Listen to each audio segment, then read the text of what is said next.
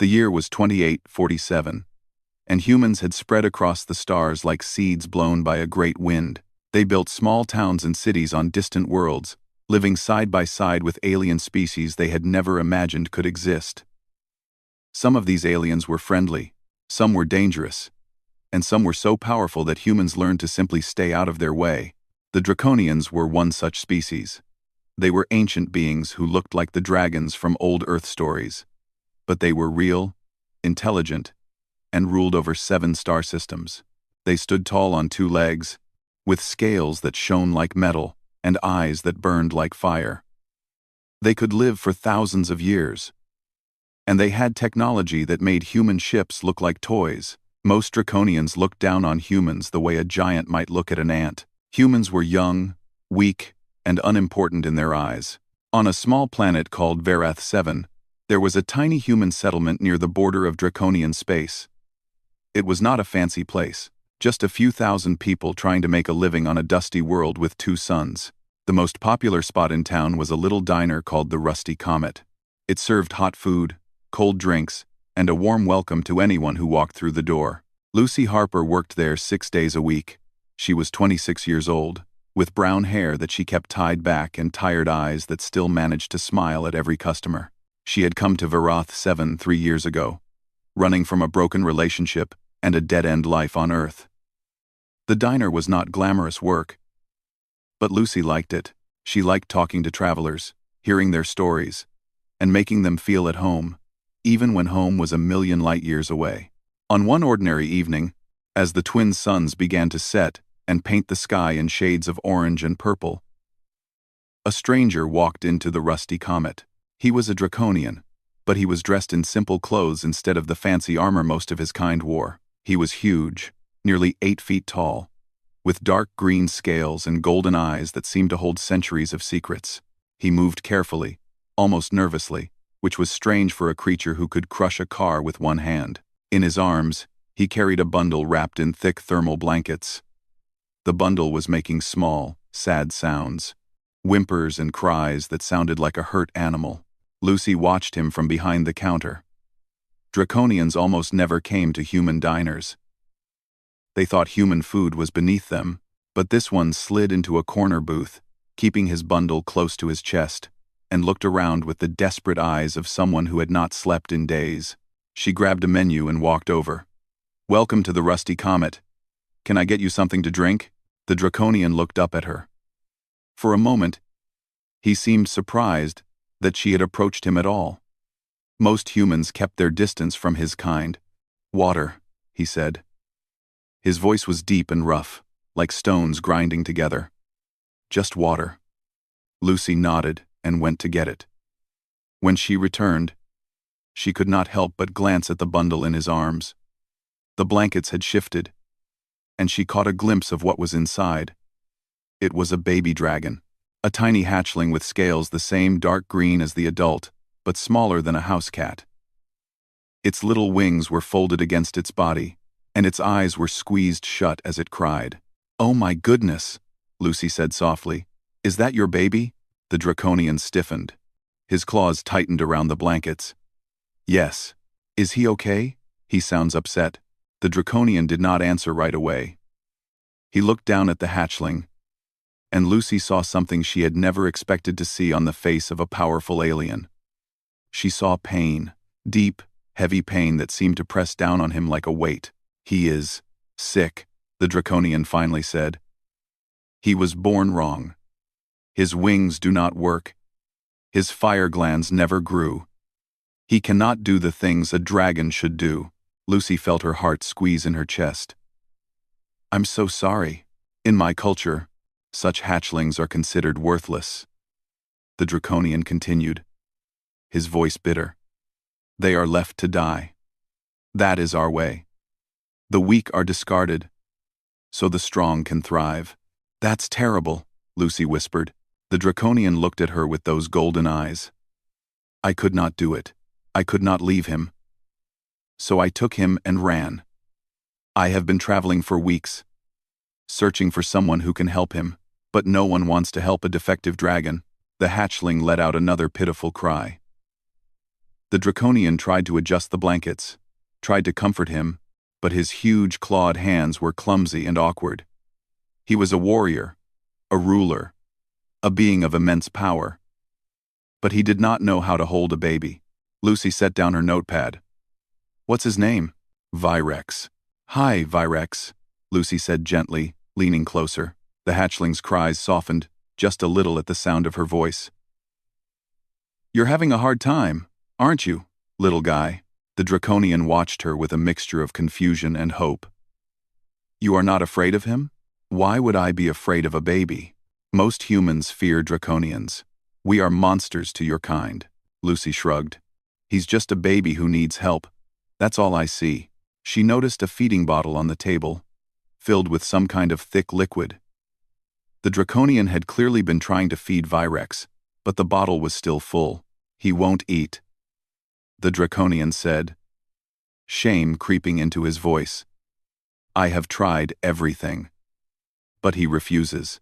Lucy looked at the bottle, then at the hatchling, then at the draconian's massive hands.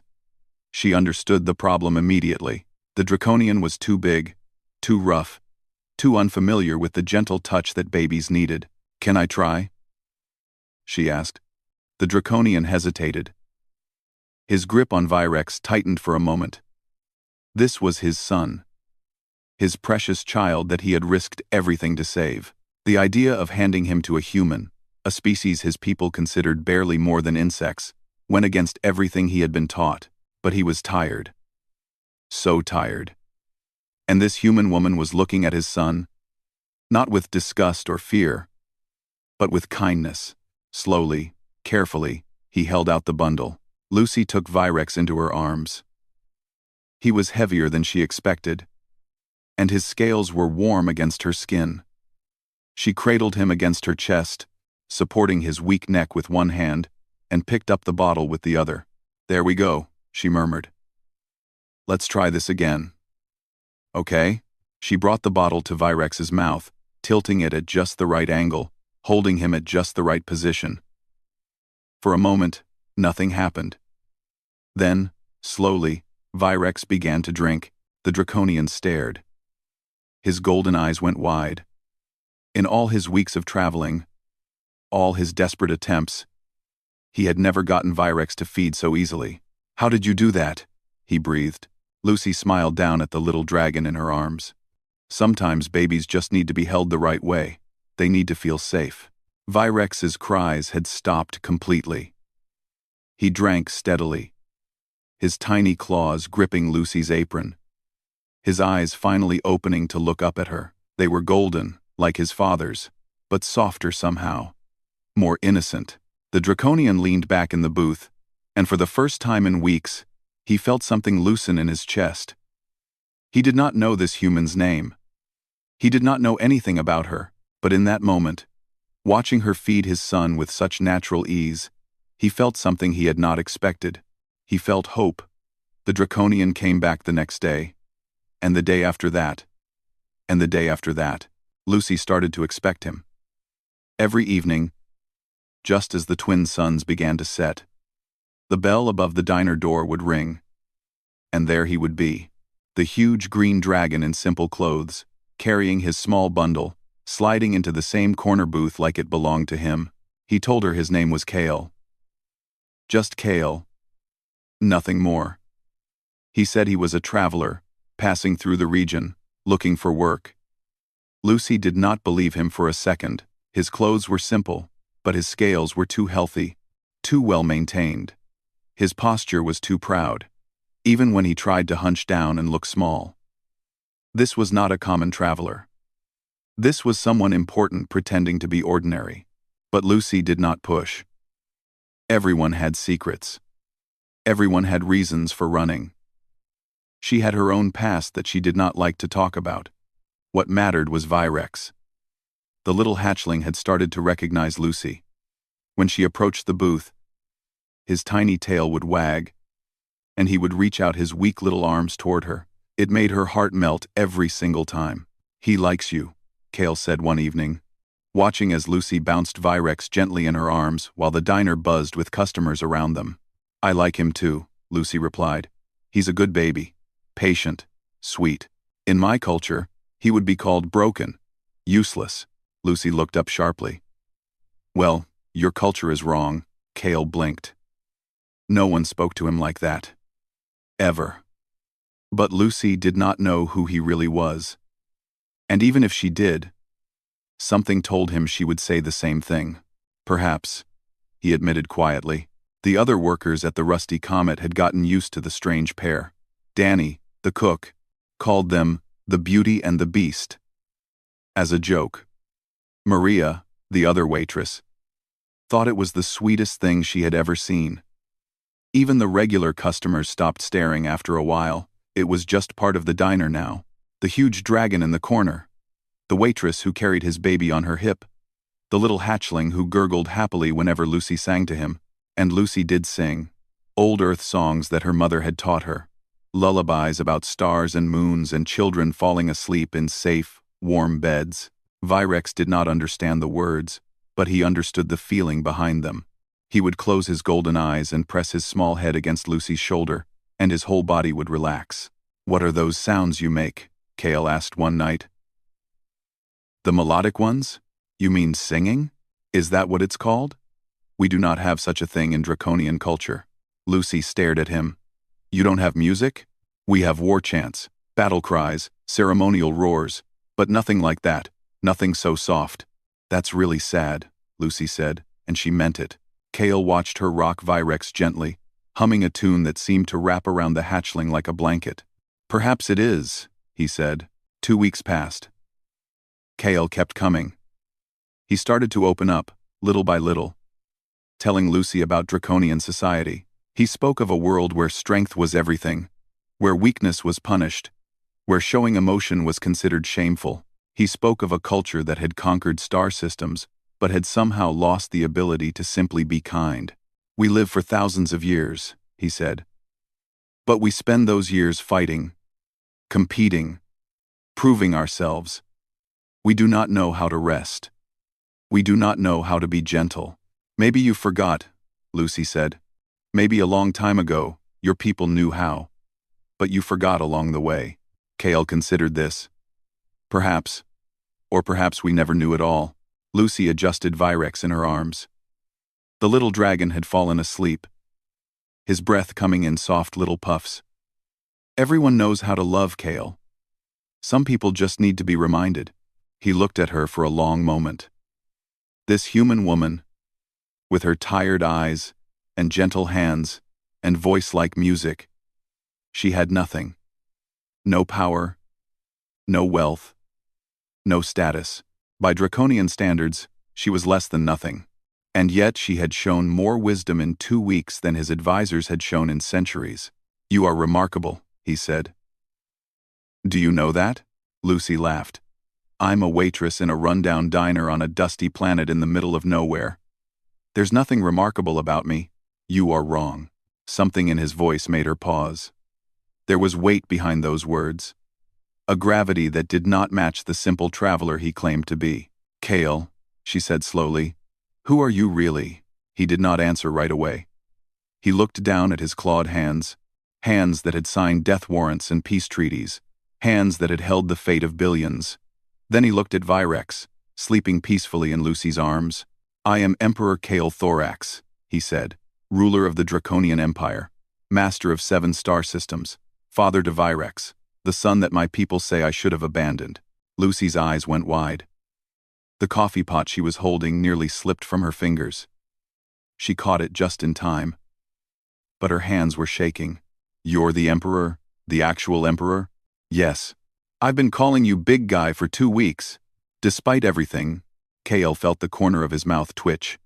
It might have been a smile. He was not sure. He had not smiled in a very long time. I did not mind. Lucy sat down hard in the booth across from him, still holding the sleeping Virex. Her mind was spinning. The Emperor of the Draconians had been eating pie in her diner. The most powerful being in this sector of the galaxy had been watching her sing lullabies to his baby. Why? She finally managed. Why come here? Why pretend to be nobody? Because I needed to be nobody, Kale said. Because my own people would have killed my son if they knew where he was. Because I was desperate, and scared, and alone. And I had nowhere else to go. His voice cracked on the last words. Just slightly.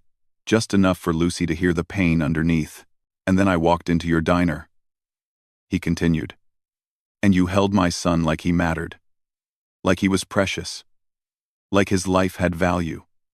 No one in my entire empire has ever done that. Lucy looked down at Virex, still sleeping against her chest. His little wings twitched in his dreams. His tiny claws held onto her shirt. Of course he matters, she said softly. He's a baby. Every baby matters.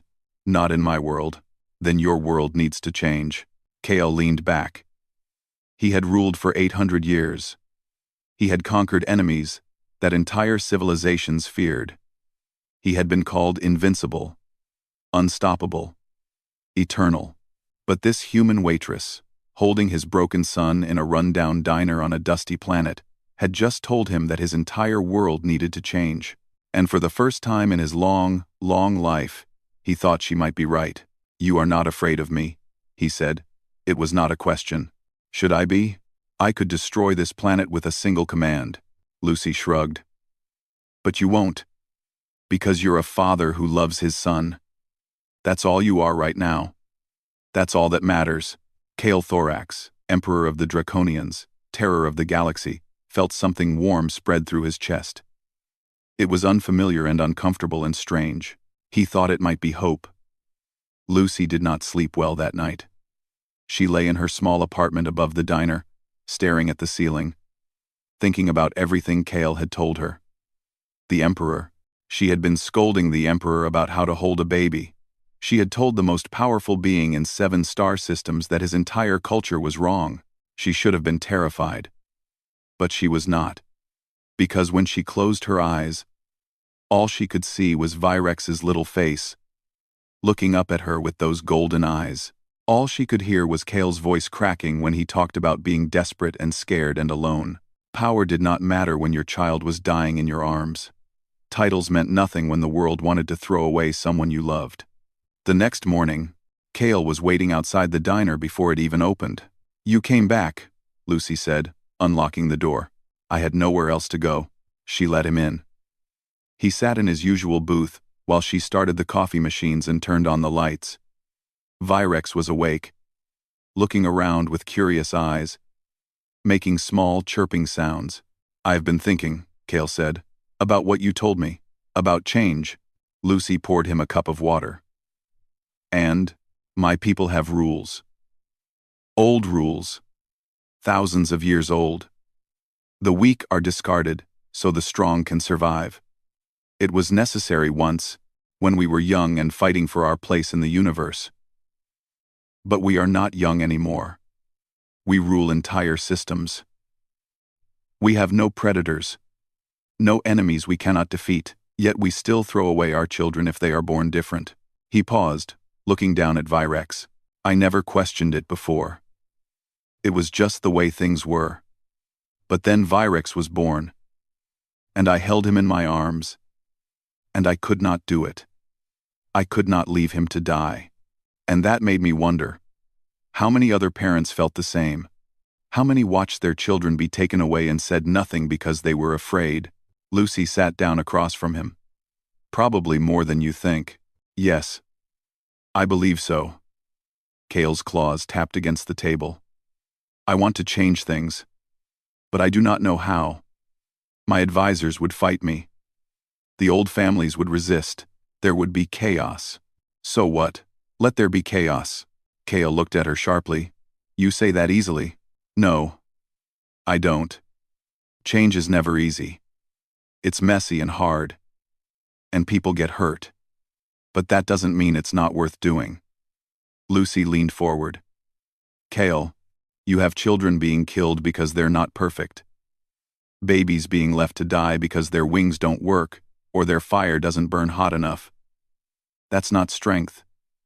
That's cruelty. And somewhere deep down, you know it. He was silent for a long moment. My own advisors would have me killed for showing such weakness. Then get new advisors. It is not that simple. Why not? You're the Emperor. You make the rules. Kale made a sound that might have been a laugh, rough and unused. You make it sound so easy. I didn't say easy. I said simple. There's a difference. Virex started to fuss, and Lucy reached over to pick him up. He settled immediately in her arms, nuzzling against her shoulder. Kale watched them with an expression Lucy could not read. When I return to my empire, he said slowly, I will face consequences for what I have done.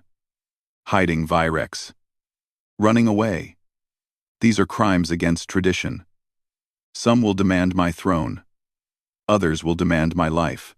What will you do? I do not know. He paused. But I know I cannot go back to the way things were. I cannot look at my son and tell him he has no value. I cannot watch other parents lose their children and pretend it is right. Lucy nodded. That's a start. I want you to come with me. The words hung in the air. Lucy blinked. What? Ah, I want you to come with me. Kale repeated. To the Empire. As a caretaker for Virex. As an advisor. As someone who can help me understand what I am trying to change. Kale, I'm a waitress. I pour coffee and wipe down tables. I don't know anything about running empires or advising rulers. You know how to be kind. You know how to see value in someone the rest of the universe considers worthless. That is more than any advisor I have ever had. Lucy looked down at Virex. The little dragon was watching her with those big golden eyes, completely trusting, completely at peace in her arms. He had no idea that his entire life depended on decisions being made by adults who barely knew what they were doing. I can't just leave, she said. This is my life. This diner. This planet. These people. I know, I am not asking you to decide now. I am asking you to think about it. She did think about it. All day long, as she served customers and cleaned tables and carried Virex around during her breaks, she thought about her little apartment and her simple life and the routine that had kept her sane for 3 years. She thought about Earth, the home she had left behind, the family that did not understand her, the man who had broken her heart. She had come to Vareth 7 because she was running away, and somewhere along the line, running had turned into standing still. Was that really what she wanted? To stand still forever? That evening, after the diner closed, she sat with Kale in the empty dining room. The lights were dim, and the twin moons of Vareth 7 cast silver light through the windows. If I come with you, she said, what happens to me? Some do. But I am the Emperor. My word is law. Laws change. Emperors fall. What happens to me and Virex if you lose? Kale was quiet for a moment. Then we lose together. That's not very reassuring. No. But it is honest. He met her eyes. I cannot promise you safety, Lucy. I cannot promise you an easy life. All I can promise is that you will matter. Your voice will be heard. Your kindness will make a difference. Is that enough? Lucy looked at him. At this ancient, powerful being who had ruled stars and conquered worlds, asking a human waitress to help him save his son and change his empire. It should have been ridiculous. It should have been impossible. But Virex was asleep in her arms, warm and trusting and alive, because she had shown him kindness. And that was not ridiculous. That was not impossible. That was just what happened when people cared about each other. Okay, she said. I'll come. Kale blinked. You will? Don't make me say it twice. I'll come with you. I'll help you take care of Virex. I'll tell your advisors they're wrong and probably get incinerated for it. But I'll come. For the first time since she had known him, Kale smiled. It was small and awkward, like he was out of practice. But it was real. Thank you, Lucy Harper. Don't thank me yet. You haven't seen how I handle people who try to hurt kids. She grinned. It's not pretty. Kale looked at this tiny human woman holding his son like he was the most precious thing in the universe. She had no power, no weapons, no army. But she had something he had never seen before. Something that made him believe change was actually possible. She had courage. Not the courage of warriors, which came from strength and training and the will to destroy. This was different. This was the courage to be kind in a universe that rewarded cruelty. The courage to stand up for the weak when everyone else looked away. Maybe that was the kind of courage empires really needed. The journey to the heart of the Draconian Empire took 3 weeks. Kale's personal ship, hidden in orbit around Vareth 7, was larger than Lucy's entire apartment building. It was filled with advanced technology she could not begin to understand, staffed by Draconian soldiers who stared at her with open suspicion. She did not care. She had Virex in her arms and a purpose in her heart, and that was enough. Kale spent most of the journey in communication with his advisors, preparing them for his return. The conversations were tense. Lucy could hear raised voices through the walls, arguments in the Draconian language that sounded like thunder and earthquakes. More than once, Kale emerged looking older and more tired than she had ever seen him. "They are not happy," he said one evening, sitting beside her as she fed Virex. "I figured, what are they saying? That I have gone mad. That I have been corrupted by humans. That bringing you and Virex into the palace will be the end of everything our empire stands for." Quote, Lucy nodded calmly. "And what do you say? That everything our empire stands for might need to end?" He looked at her. "They do not respond well to that. I bet." When they finally arrived at the Draconian homeworld, Lucy pressed her face against the window like a child seeing snow for the first time. The planet was beautiful and terrifying all at once. Massive cities stretched across continents, all sharp angles and dark metal and structures that seemed to touch the sky. Ships filled the air like flocks of birds. Monuments to ancient victories rose from the surface like mountains. And everywhere, there were dragons, millions of them, billions, flying through the air, walking the streets, filling every corner of this world with scales and fire and power. "Welcome to Draconis Prime," Kale said. "The heart of everything my people have built." "It's incredible," Lucy whispered. "It is, and it is also broken. You just cannot see the cracks from up here." They landed at the Imperial Palace, a structure so massive that Lucy's mind refused to process it. Thousands of Draconian soldiers stood at attention, their eyes fixed on the ship. News of the Emperor's return had spread, and with it, rumors of the human he had brought with him. Lucy walked beside Kale, holding Virex close. She felt every eye on her. She heard whispers that she did not understand but could guess the meaning of. Human. Weak. Insect. What is she doing here? She lifted her chin and kept walking. The throne room was the size of a stadium.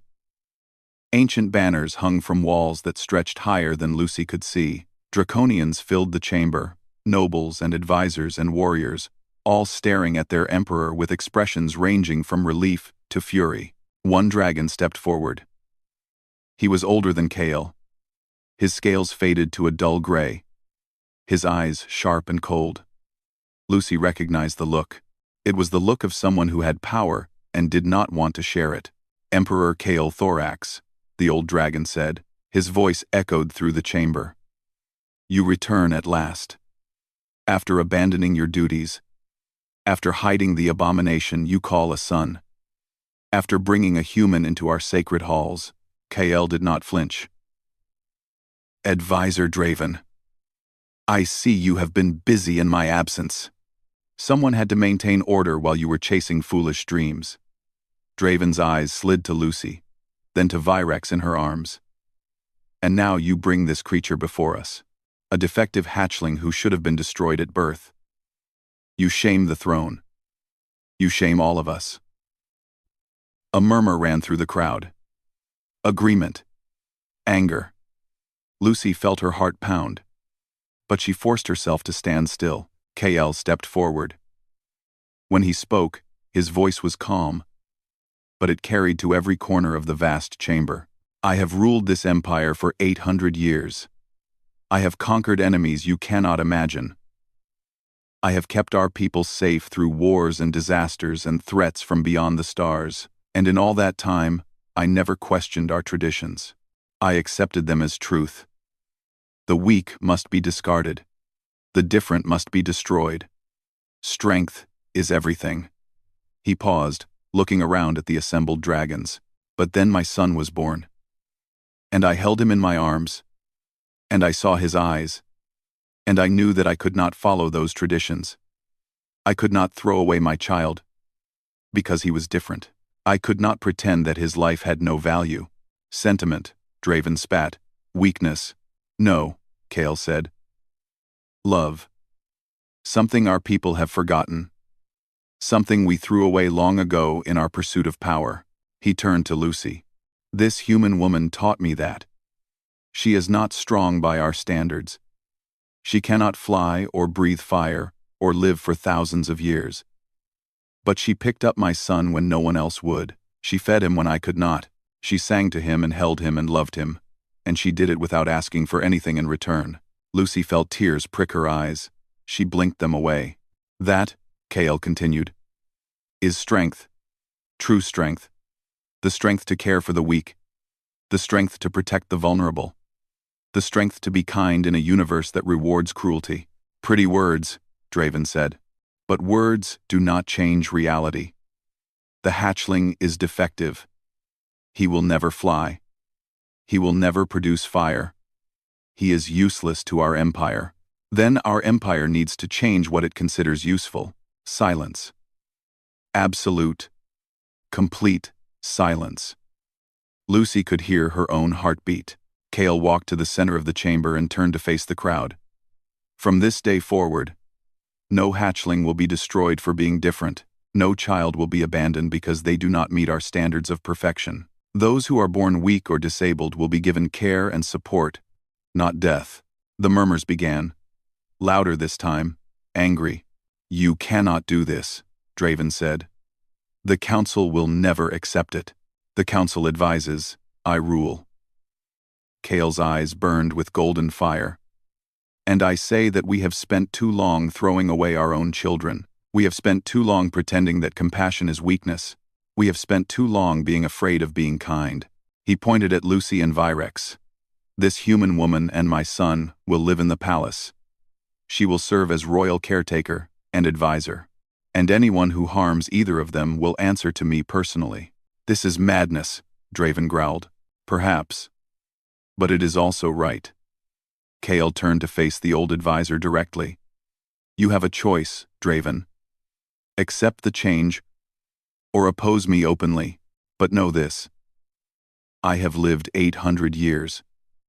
And I am tired. Tired of war. Tired of cruelty.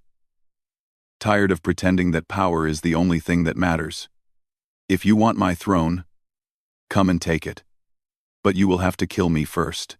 And then you will have to explain to the Empire why you murdered an emperor who only wanted to save his son. Draven did not move. His claws flexed, his eyes burned, but he did not move. The silence stretched on. Finally, slowly, Draven stepped back. He bowed his head, just slightly, in the barest acknowledgement of defeat. As you command, Emperor, Kale nodded. He looked around the chamber one more time, at all the faces watching him with fear and confusion. And just maybe, a tiny spark of hope. We will learn to be better, he said. It will take time, it will be hard, but we will learn. Because that is what true strength is. Not the power to destroy, but the courage to change. He walked back to Lucy and gently touched Virex's head. The little dragon chirped and reached for his father. It is done, Kale said quietly. Lucy let out a breath she did not know she had been holding. That was the scariest thing I've ever seen. For me as well. He looked at her. Thank you, Lucy Harper, for giving me the courage to try. She smiled, even though her hands were still shaking. Don't thank me yet. We still have a lot of work to do.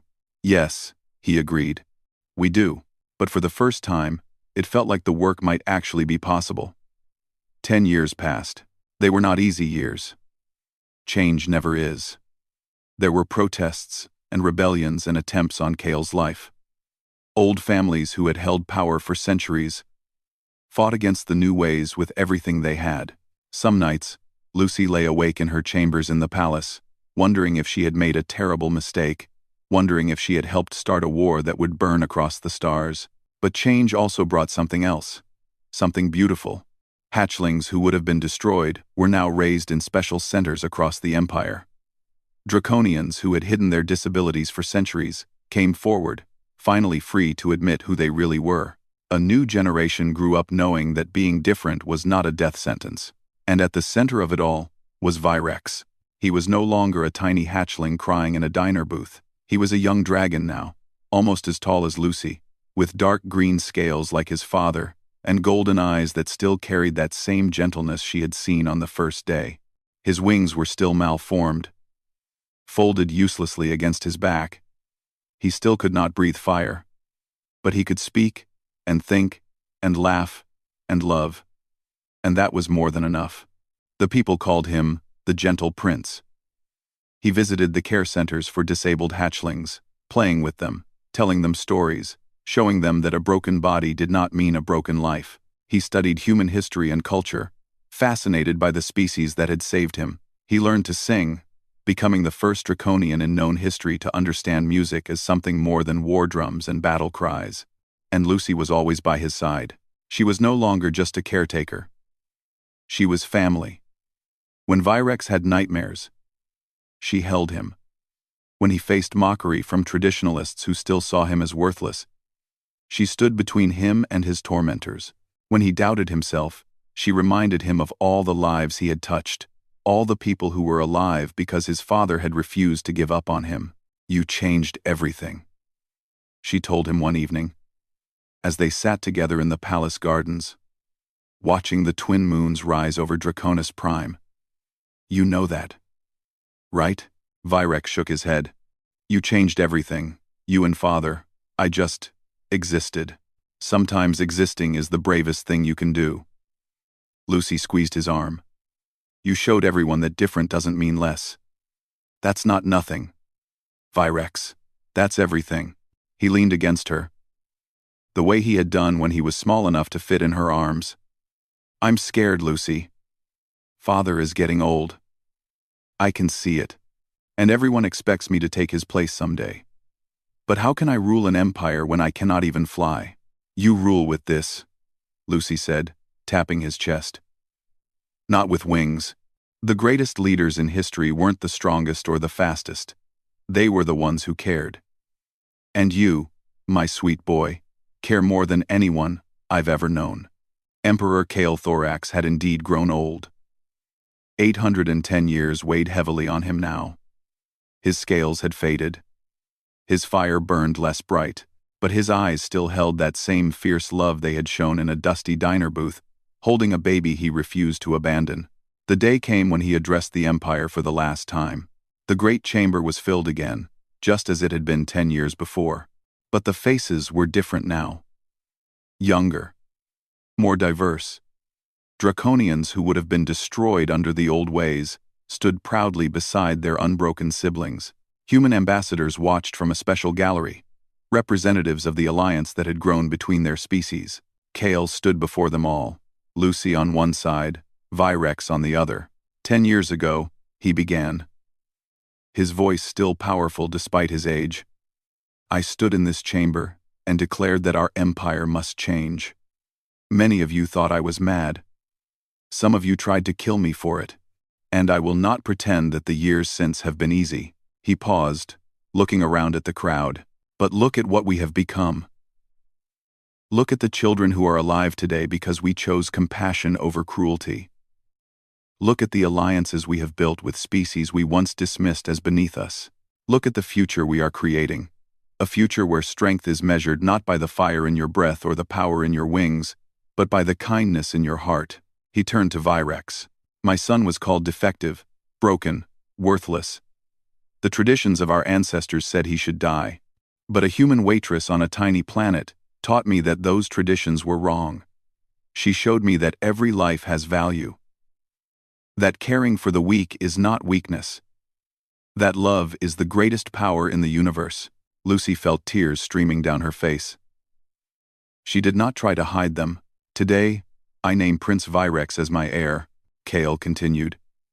"He will rule after me. Not because he is strong in the ways we used to measure strength, but because he is strong in the ways that truly matter. He is kind. He is compassionate. He sees the value in every soul, no matter how small or broken or different. The chamber erupted. Some cheered. Some gasped. Some wept. Virex stood frozen, overwhelmed, until Lucy gently pushed him forward. "Go on," she whispered. "They need to see their future." Virex stepped forward on shaking legs. He looked out at the sea of faces, draconians and humans alike, all watching him with expressions he could not quite read. "I am not the leader my father was," he said. His voice was softer than a draconian voice should be, but it carried clearly through the silent chamber. "I cannot fly into battle. I cannot burn enemies with my breath. I am everything our old traditions said a leader should not be." He paused. "But I can listen. I can care. I can stand beside those who have been forgotten and tell them they matter. And if that is not enough for some of you, then I am sorry. But I will not pretend to be something I am not. I will not hide my weaknesses to make others comfortable. Because my weakness is not something to be ashamed of. It is proof that different does not mean less." He turned to Lucy. "Everything I am, everything I have become, I owe to this woman. She is not draconian. She has no scales, no fire, no wings. By our old standards, she was nothing. But she held me when I was small. She fed me when I was hungry. She sang to me when I was scared. She loved me when my own species wanted me dead." Lucy was crying openly now. She did not care. "That is what I want our empire to be," Virex said, turning back to the crowd. "A place where the small are protected, where the different are celebrated, where love matters more than power." He raised his malformed wings, spreading them as wide as they could go. They would never carry him through the sky. But in that moment, they looked almost beautiful. "I am Prince Virex. I am broken and gentle and strange. And I will be the greatest leader the Draconian Empire has ever known. Not despite my weakness, but because of it." The chamber was silent. Then, slowly, one dragon began to clap. Then another. Then 100. Then 1,000. The sound built and built until it shook the walls, until it echoed through the palace and out into the streets, until an entire world was applauding the broken prince who had dared to be different. Lucy moved to stand beside KL, watching their son receive the love of an empire. "We did it," she whispered. Kale put a gentle claw on her shoulder. "No, Lucy Harper, you did it. From the moment you picked him up in that diner, everything changed. I just saw a baby who needed help, that's all." "Exactly." Kale smiled. "Old and tired, and at peace. That is exactly what you saw. And that is why you changed everything." On the treaty that formalized the alliance between the Draconian Empire and the Human Confederation, there were many signatures. Emperors and presidents, diplomats and generals. But in the corner, small and almost invisible, there were two other marks: a tiny paw print from Virex, pressed into the document on the day he was named heir, and a faint coffee stain from Lucy's apron, left there by accident and kept there on purpose. Some said it was the most beautiful document in galactic history.